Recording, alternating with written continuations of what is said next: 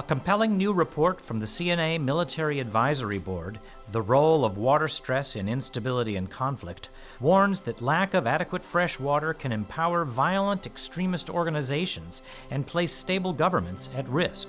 Across much of northern and sub-Saharan Africa, the Middle East, South America, and other hotspots around the world, lack of water will likely play a vital role in causing increased conflict and violence.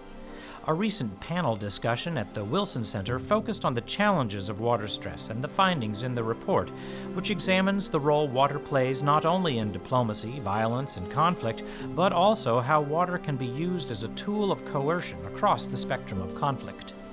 The most striking finding is that water stress can be exploited by non-state actors, violent extremist organizations, insurgents, and terrorists to gain power, recruit followers, and advance hostile goals. In fact, during recent conflicts in Yemen, Libya, and Syria, made worse by violent extremists, water infrastructure was purposefully damaged in order to exacerbate water stress issues in those regions. And really what we found is that, in the world of conflict analyses and studies, having looked at these types of organizations for a long time, we know that one thing they are very good at doing is exploiting local conditions, be they political, economic, social, to their advantage. And so we weren't surprised to find that when you have the conditions of water stress present, it creates the types of vulnerabilities that these organizations can then exploit to their advantage. CNA researchers anticipate 3 national security challenges if, as predicted, water stress continues to escalate. Civil unrest and localized violence will increase and could lead to placing fragile governments at risk. Disenfranchised populations will look to non-traditional governing entities for solutions, which could include violent extremist organizations. Water will become a more valuable tool in operational strategy for fighting forces, as well as a larger bargaining chip in diplomatic negotiations.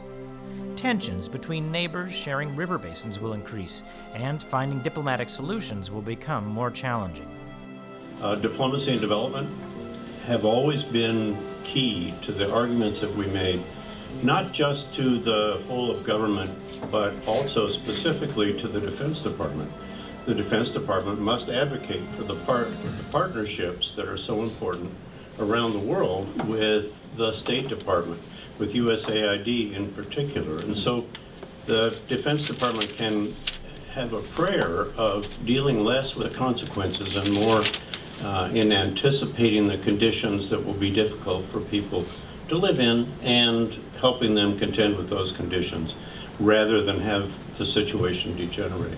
To learn what recommendations are being made to the United States government to mitigate impacts of global water stress and to read the full report, go to www.cna.org/mab/reports.